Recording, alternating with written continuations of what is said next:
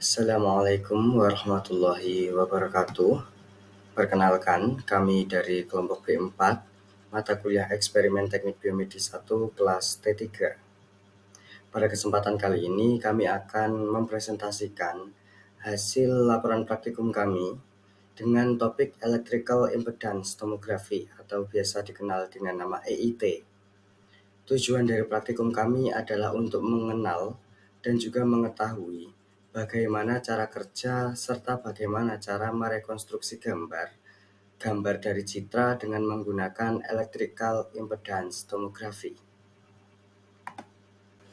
Kelompok kami beranggotakan Karsta Jeristianto dengan NIM 016, saya sendiri Virgo Alivian dengan NIM 026, Shirley Angelika dengan NIM 040, dan Hafiz Atari dengan NIM 073.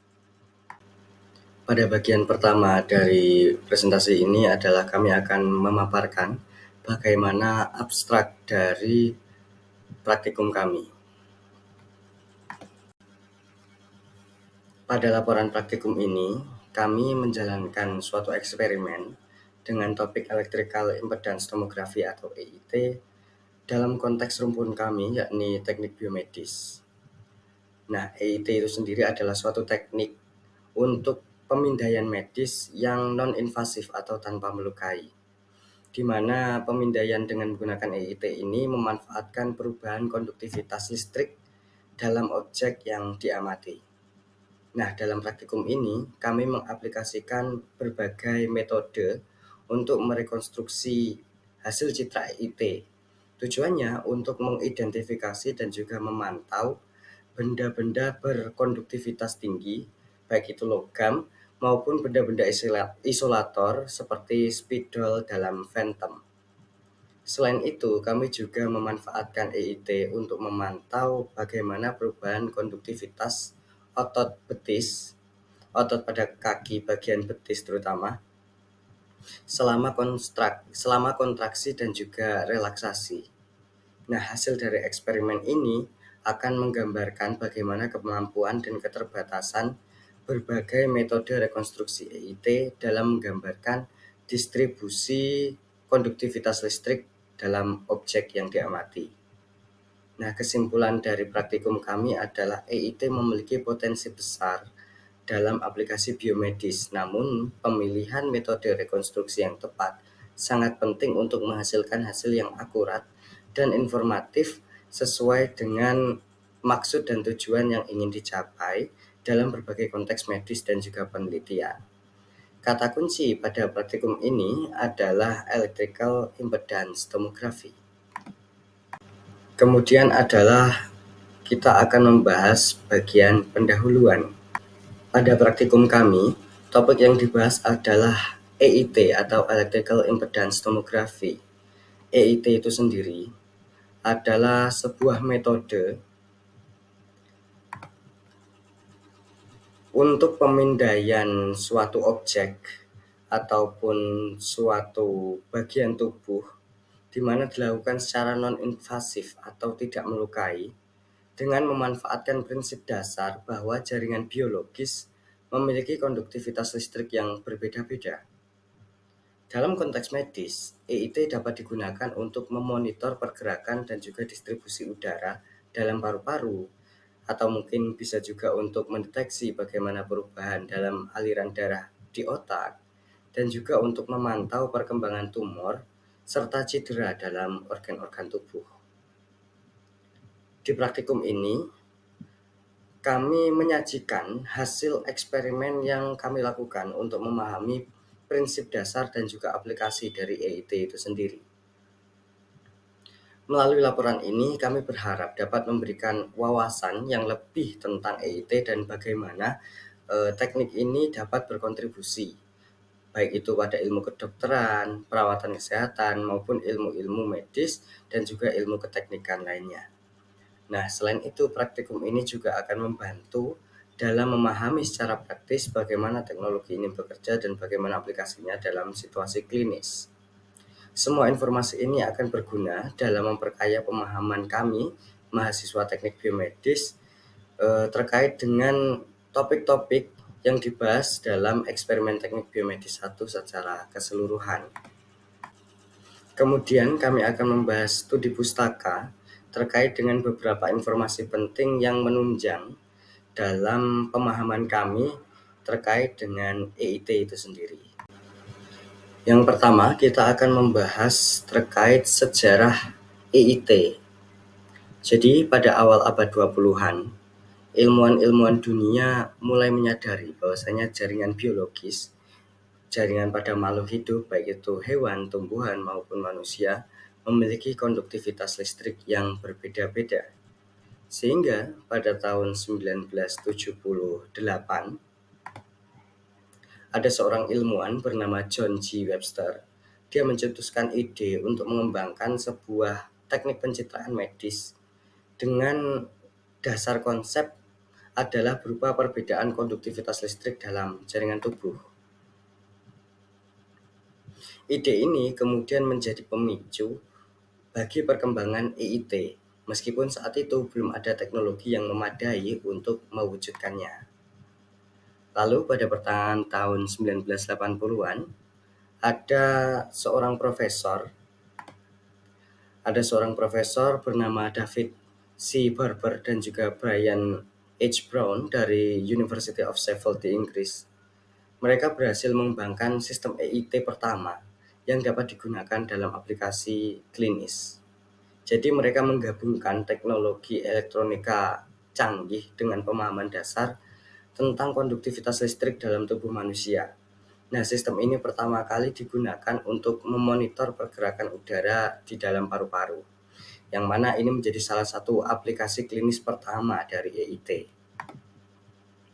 Setelah itu, pada abad 20 akhir sampai dengan abad 21 awal, teknologi EIT mulai digunakan untuk memantau aliran darah otak, memantau organ dalam selama operasi, dan bahkan dalam penelitian neurologis untuk memahami aktivitas di otak manusia. Nah, untuk perkembangan yang sekarang ini, EIT terus mengalami penyempurnaan, mengalami perkembangan teknologi yang begitu signifikan, termasuk pengembangan perangkat keras dan juga perangkat lunak yang lebih canggih untuk menunjang fungsi-fungsi yang lebih bermanfaat, yang lebih banyak untuk keperluan klinis dan keperluan medis demi menunjang kesehatan manusia. Kemudian adalah dibahas terkait prinsip kerja dari Electrical Impedance Tomography. EIT ini bekerja berdasarkan pada prinsip bahwa konduktivitas listrik dalam tubuh manusia itu bervariasi atau berbeda-beda tergantung pada jenis jaringan yang dilewati oleh arus listrik rendah. Nah, selama proses EIT, elektroda ini ditempatkan pada permukaan tubuh atau organ tertentu. Kemudian dari elektroda ini disuntikan arus listrik rendah. Kemudian voltase yang dihasilkan oleh elektroda lainnya diukur. Data ini kemudian digunakan untuk menghitung bagaimana impedansi listrik di berbagai titik yang ada di dalam tubuh. Dengan mengukur distribusi impedansi listrik pada titik-titik yang berbeda di sepanjang permukaan tubuh, EIT nanti dapat kita gunakan, data ini nanti dapat kita gunakan untuk membangun gambaran 2 dimensi atau 3 dimensi dari distribusi impedansi listrik dalam organ atau jaringan tubuh. Perubahan dalam distribusi impedansi ini dapat digunakan untuk memantau bagaimana pergerakan udara di dalam paru-paru, terus bagaimana perubahan aliran darah dalam otak, atau bahkan mendeteksi adanya perubahan patologis dalam organ seperti tumor atau cedera. Selanjutnya adalah perangkat Electrical Impedance Tomography. Jadi perangkat EIT ini terdiri dari elektroda utama, lalu ada sumber arus listrik, ada pengukur voltase dan juga unit pemrosesan data. Elektroda digunakan untuk menghubungkan dari sumber arus listrik dan juga pengukur voltase ke tubuh pasien. Lalu ada sumber arus, di mana dia fungsinya untuk menghasilkan arus listrik rendah yang nantinya akan disuntikan ke dalam tubuh melalui elektroda. Setelah itu, pengukur voltase digunakan untuk mengukur tegangan pada elektroda lainnya. Untuk pemrosesan dan pengolahan data, kita menggunakan software atau perangkat lunak komputer yang mana nantinya akan bermanfaat untuk membangun gambaran distribusi impedansi listrik dalam organ atau jaringan yang diamati. Selanjutnya adalah kita akan membahas prosedur percobaan, yang mana di bagian ini kita akan membahas bagaimana proses-proses atau tahapan-tahapan kita ketika melakukan eksperimen atau percobaan hingga akhirnya nanti dapat kita peroleh data yang diinginkan. Dalam rangka memahami prinsip dasar EIT dan juga mengukur distribusi impedansi listrik pada berbagai objek, kami selain menggunakan Phantom EIT, kami juga menggunakan otot betis. Namun, pertama adalah kami akan membahas Phantom EIT terlebih dahulu. Dalam praktikum menggunakan Phantom EIT, objek yang kami pakai adalah ada spidol dan juga logam, di mana spidol dan logam ini akan ditempatkan di dalam Phantom. Elektroda dipasang secara merata pada permukaan Phantom, di mana elektroda ini masing-masingnya akan berfungsi sebagai penyuntik arus rendah dari sumber arus dan juga berfungsi sebagai pengukur voltase. Sumber arus akan menghasilkan arus listrik rendah yang melalui objek di dalam Phantom. Sementara itu, pengukur voltase akan mengukur tegangan yang dihasilkan. Pada pengukuran kali ini kami akan melakukan 3 pengukuran terpisah. Yang pertama adalah pengukuran hanya dengan objek logam, kedua hanya dengan objek spidol, dan ketiga dengan menggunakan objek logam dan spidol secara bersamaan di dalam Phantom. Setelah elektroda ditempatkan dengan benar, pengukuran EIT dapat dimulai. Selama pengukuran, kami akan merekam data impedansi listrik. Kami merekam data impedansi listrik pada setiap elektroda dengan hati-hati, di mana data yang diperoleh selama pengukuran dicatat dalam format CSV. Untuk pengambilan data pada betis akan digunakan subjek pasien. Subjek pasien akan ditempelkan elektroda yang melingkar pada betis karena sasarannya adalah otot gastrocnemius yang merupakan otot utama di bagian belakang betis. Kemudian pasien akan diminta untuk melakukan gerakan kontraksi dan relaksasi sehingga kita dapat mengamati perbedaan konduktivitas listrik selama kondisi kontraksi dan juga relaksasi. Datanya ini akan berbentuk CSV yang kita bisa dapatkan dari aplikasi Waveform. Data yang didapatkan adalah data VRMS dan juga data fase. Data VRMS ini dapat kita import ke PATLAB yang sudah terinstall library ADORS, dan kita dapat merekonstruksi citra melalui beberapa metode meliputi one-step Gauss-Newton, Gauss-Newton dengan data referensi dan tanpa data referensi, metode total variation, dan conjugate gradient. Hasil rekonstruksi citra yang didapatkan dari MATLAB akan menunjukkan bagaimana impedansi listrik terdistribusi pada objek yang kita citra. Hasil dari rekonstruksinya itu akan ada warna merah hingga warna biru, di mana warna biru ini adalah menunjukkan adanya nilai impedansi yang lebih rendah, sedangkan warna merah akan mengindikasikan nilai impedansi yang tinggi. Sehingga dapat terlihat adanya perbedaan konduktivitas listrik pada objek yang kita amati. Dalam EIT sendiri, rekonstruksi ini akan memahami bagaimana konduktivitas listrik pada suatu objek itu berubah-ubah sesuai dengan sifat dan juga aktivitas listrik yang ada pada objek tersebut. Berikutnya kita akan melihat bagaimana hasil dan juga pembahasan mengenai masing-masing hasil rekonstruksi citra dari masing-masing objek dan juga masing-masing metode. Yang pertama, kita akan melihat hasil rekonstruksi citra dari percobaan logam. Pada percobaan logam akan direkonstruksi pertama menggunakan metode one-step Gauss. Metode ini merupakan metode yang melakukan iterasi untuk meminimalkan kesalahan antara data pengukuran dan data estimasi. Pada gambar dapat dilihat bahwa ada skala dari warna merah hingga warna biru, di mana warna merah paling atas itu menunjukkan angka 4 dan warna biru menunjukkan angka minus 4. Angka 4 yang ditunjukkan oleh warna merah menunjukkan adanya konduktivitas listrik yang tinggi, jauh lebih tinggi dibandingkan data referensi, di mana data referensi yang kita gunakan adalah air. Sedangkan pada daerah yang berwarna putih menunjukkan bahwa konduktivitas itu 0 atau sama dengan data referensi. Sedangkan yang berwarna biru muda hingga biru tua ini menunjukkan bahwa konduktivitas listriknya itu jauh di bawah data referensi. Hal ini menunjukkan bahwa adanya perbedaan konduktivitas pada wadah elektroda di mana bagian pinggirnya itu memiliki konduktivitas yang lebih tinggi karena merupakan elektroda, sedangkan logamnya sendiri tidak terlihat secara jelas ada di bagian mana, sehingga dapat disimpulkan bahwa menggunakan metode one step Gauss ini kurang akurat karena hasil yang didapatkan terdistorsi dan tidak jelas. Pada percobaan logam juga dilakukan dengan metode Gauss-Newton dengan data referensi, di mana metode ini juga menggunakan data referensi untuk mengurangi kesalahan antara data pengukuran dan data yang diperkirakan. Pada gambar juga dapat dilihat bahwa ada warna merah hingga warna biru, di mana warna merah menunjukkan pada angka 7,5 dan warna biru pada minus 7,5. Warna merah menunjukkan bahwa ada konduktivitas yang jauh lebih tinggi dibandingkan data referensi yang merupakan air, sedangkan warna biru menunjukkan adanya konduktivitas yang lebih rendah dibandingkan data referensi yaitu air. Pada warna kuning menunjukkan adanya konduktivitas yang lebih tinggi dibandingkan data referensi, sedangkan pada bagian elektroda nomor 12 ada warna merah sehingga mengindikasikan adanya materi yang memiliki konduktivitas yang lebih tinggi. Sehingga dapat diperkirakan bahwa logam yang diuji itu ada di daerah bagian elektroda nomor 12.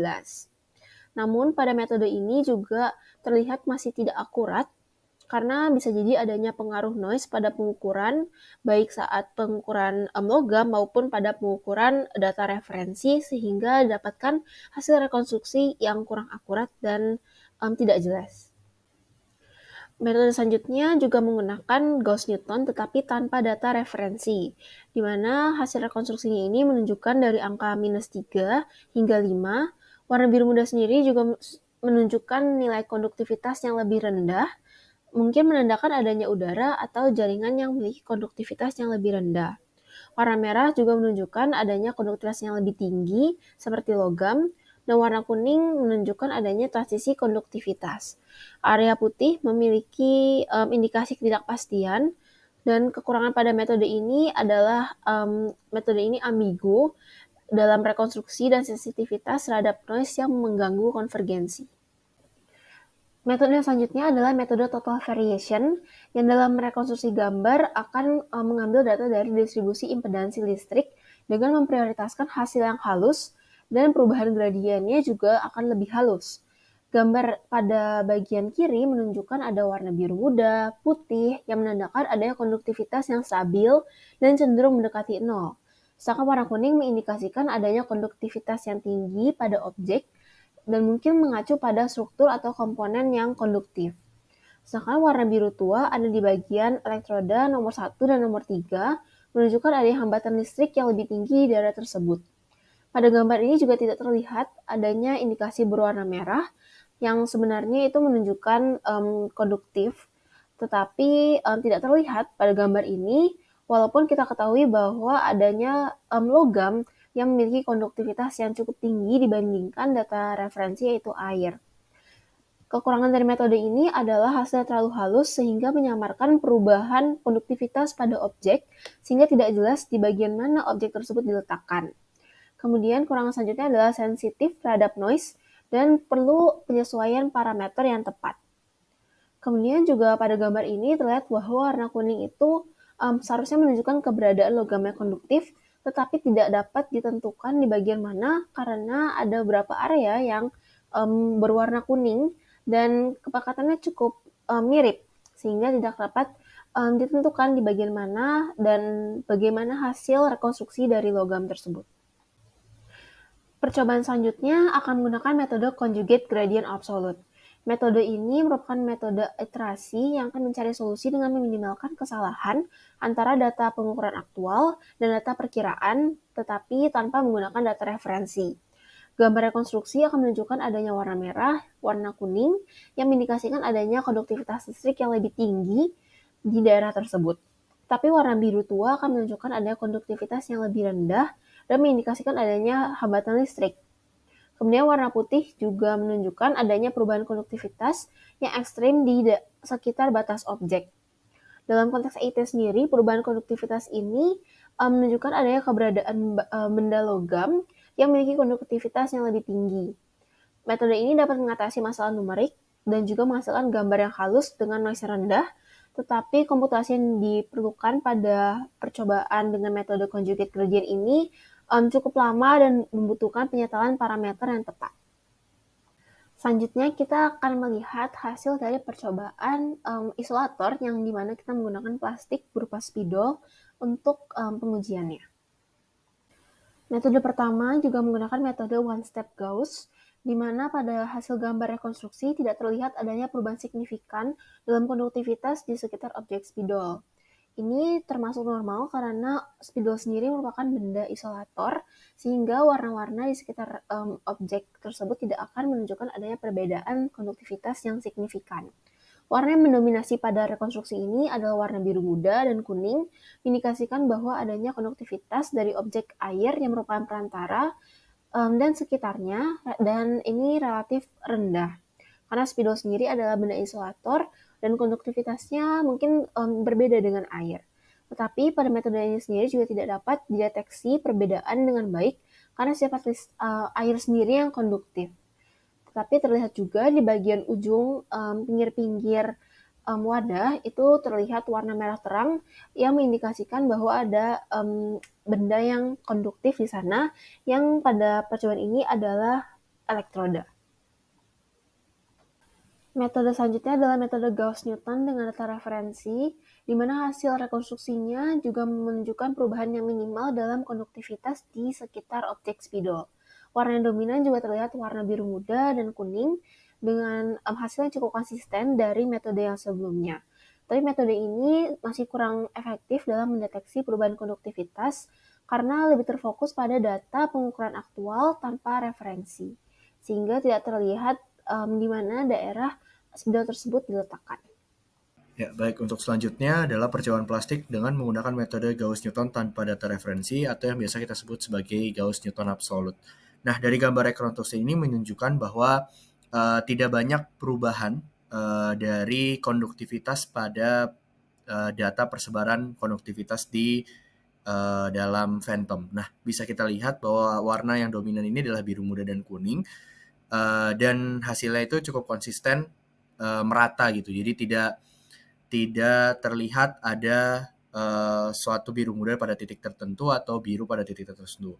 Nah, metode ini mungkin kurang efektif dalam mendeteksi perubahan konduktivitas yang besar karena fokus pada data ini adalah pengukuran aktual tanpa adanya data referensi, sehingga ini tidak dapat terlihat di mana data spidol berada.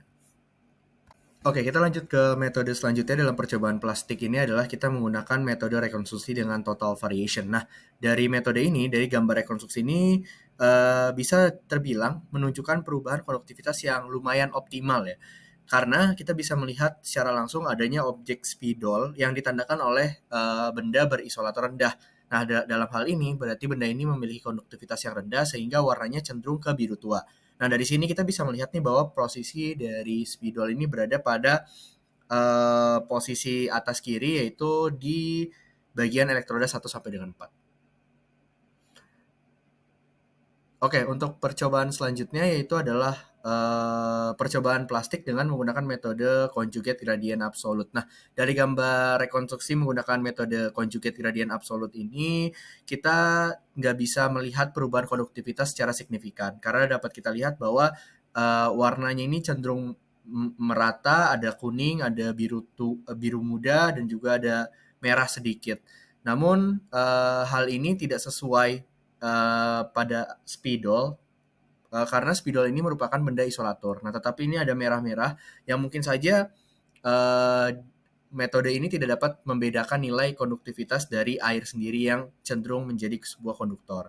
Nah, sama seperti metode 1 sampai dengan 3, metode ini mungkin kurang sensitif terhadap perbedaan konduktivitas yang besar antar spidol dan juga air sebagai konduktor.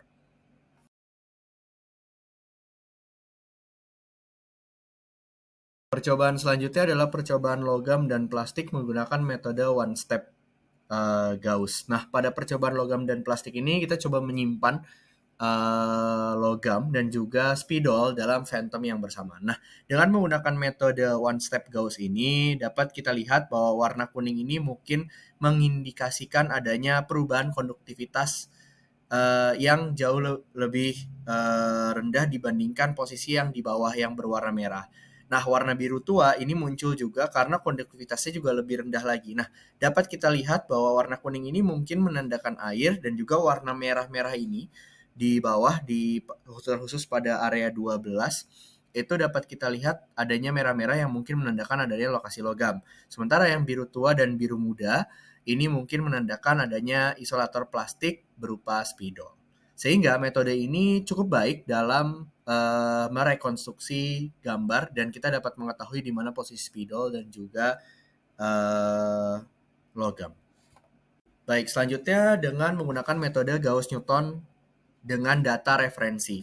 Nah, bisa kita lihat bahwa dengan menggunakan data referensi ini mungkin tidak cukup baik seperti one step Gauss, di mana dapat kita lihat bahwa persebarannya ini cukup rata sehingga kita tidak bisa melihat perbedaannya. Warna yang dominan adalah kuning dan juga putih, tetapi di sini dapat kita lihat sebagian area ada yang berwarna merah yang mungkin menandakan lokasi logam. Sama seperti dengan gambar yang sebelumnya, posisi logam mungkin berada pada area 12 dan juga posisi spidol ini dapat kita lihat di agak atas sedikit sebelah tengah. Sehingga masih dapat terlihat posisinya namun tidak sebegitu jelas seperti one step Gauss. Selanjutnya, dengan menggunakan metode Gauss tanpa data referensi atau absolut. Metode ini sangat tidak jelas. Dapat kita lihat bahwa rekonstruksi tidak dapat menggambarkan bagaimana persebaran konduktivitas seharusnya. Terlihat bahwa beberapa titik berwarna merah gelap, beberapa titik berwarna kuning, ada titik yang berwarna biru namun tidak sama dengan metode-metode sebelumnya. Nah, kemungkinan karena tidak adanya data referensi ini yang menjadi metode ini sedikit kesulitan untuk menilai konduktivitas sebenarnya dalam daerah ini. Oke, selanjutnya adalah metode total variation pada percobaan logam dan plastik. Dapat kita lihat bahwa metode total variation ini cenderung sangat membuat gambar tidak mudah dibaca. Warna biru tua tersebar di berbagai titik, lalu ada warna oranye, ada biru muda, dan juga kuning. Metode ini tidak dapat menggambarkan secara gamblang di mana posisi dari spidol dan juga di mana posisi dari logam.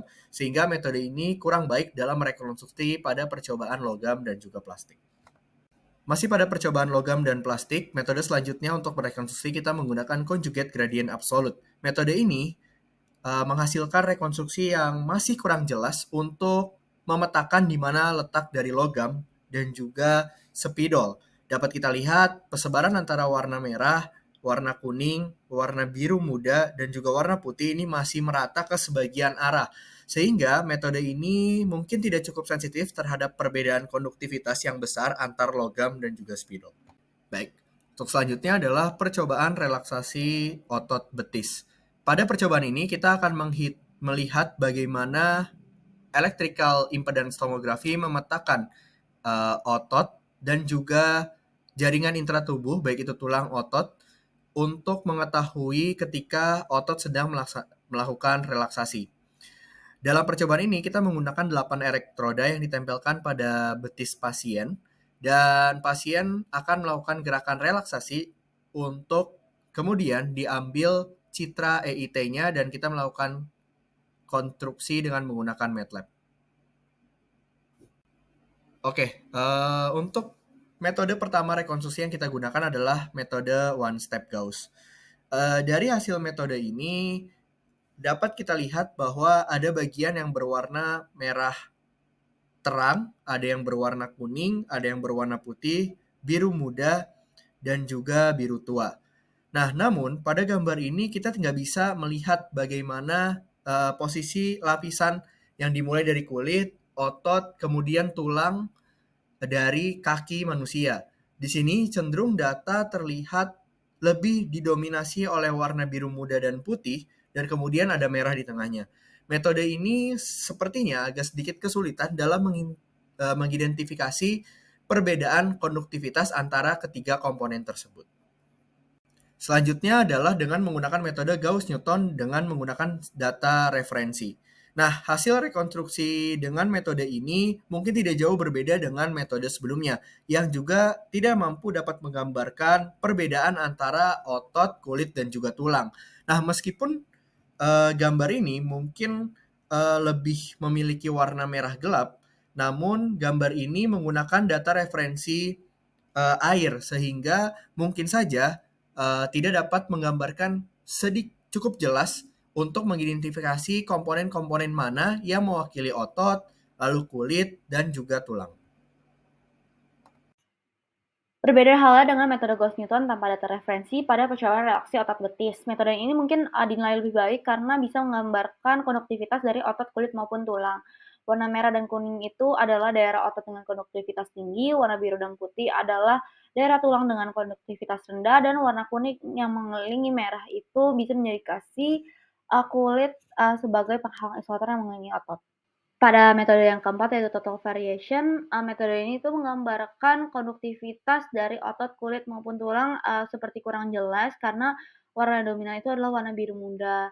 Kemungkinan metode ini juga kesulitan dalam membantu mengidentifikasi perbedaan konduktivitas antara komponen-komponen tersebut. Dengan metode conjugate gradient absolute pada percobaan relaksasi otot betis, metode ini tuh menunjukkan hasil yang baik dalam menggambarkan otot kulit dan tulang. Warna merah dan kuning itu dominan, kemungkinan mengindikasikan daerah otot dengan konduktivitas yang tinggi. Warna biru dan putih di tengah itu menggambarkan tulang yang memiliki konduktivitas rendah. Kemudian warna kuning yang mengelilingi daerah merah itu bisa mengindikasi kulit sebagai penghalang isolator yang mengelilingi otot. Objek yang kelima adalah untuk percobaan kontraksi dari otot betis. Pada metode yang pertama, yaitu metode one-step Gauss, hasil rekonstruksi dengan metode ini mungkin kurang jelas dalam membedakan antara otot, kulit, dan tulang. Meskipun ada beberapa area dengan warna kuning dan merah, mereka tidak cukup jelas untuk mengidentifikasi dengan pasti komponen yang mana yang melakukan otot, kulit, ataupun tulang. Metode selanjutnya yaitu metode Gauss-Newton dengan data referensi. Metode ini mungkin kurang jelas dalam membedakan antara otot, kulit, maupun tulang karena warna dominan itu adalah biru muda, yang memungkinkan metode ini itu kesulitan dalam mengidentifikasi perbedaan konduktivitas antara otot, kulit, maupun tulang.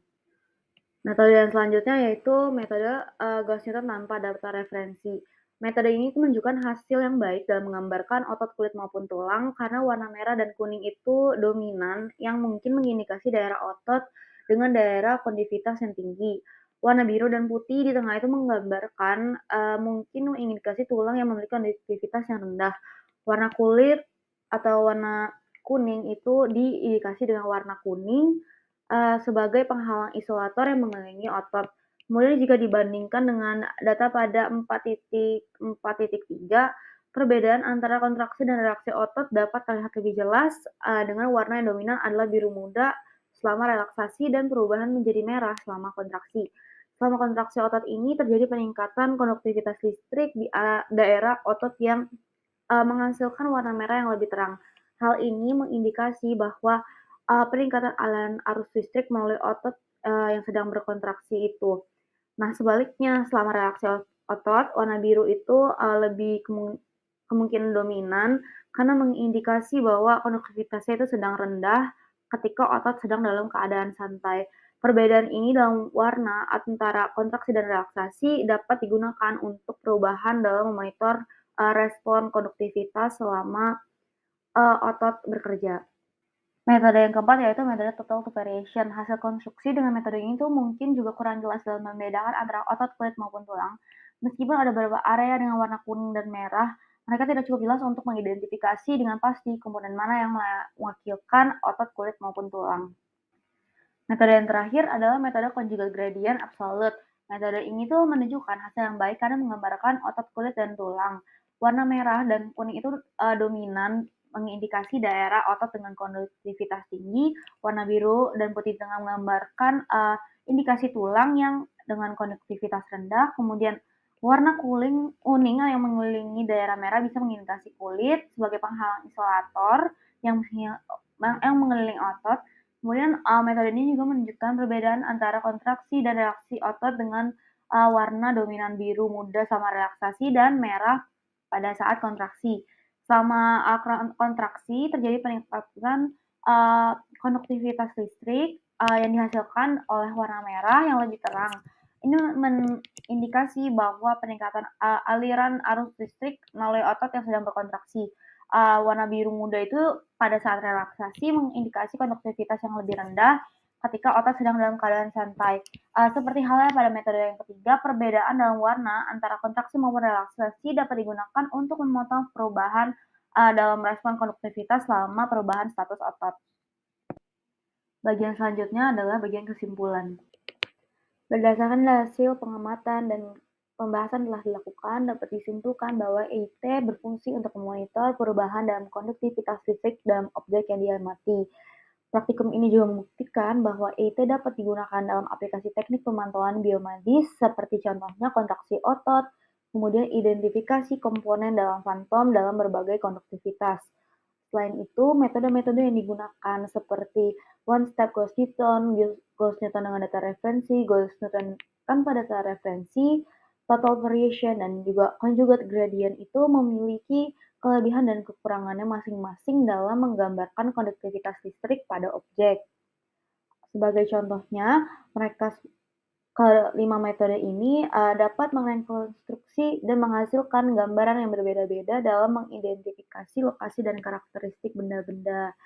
Sebagai contohnya, total variation dan juga conjugate gradient method absolute ini dapat menghasilkan gambaran yang lebih jelas. Selain itu, cenderung lebih menggambarkan baik absolut dalam perbedaan konduktivitas.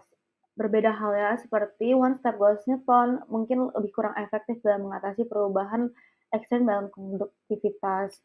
Namun, metode-metode EIT ini dapat menghasilkan hasil yang akurat dan informatif, dan juga praktikum ini telah memberikan pemahaman yang lebih baik tentang konsep EIT.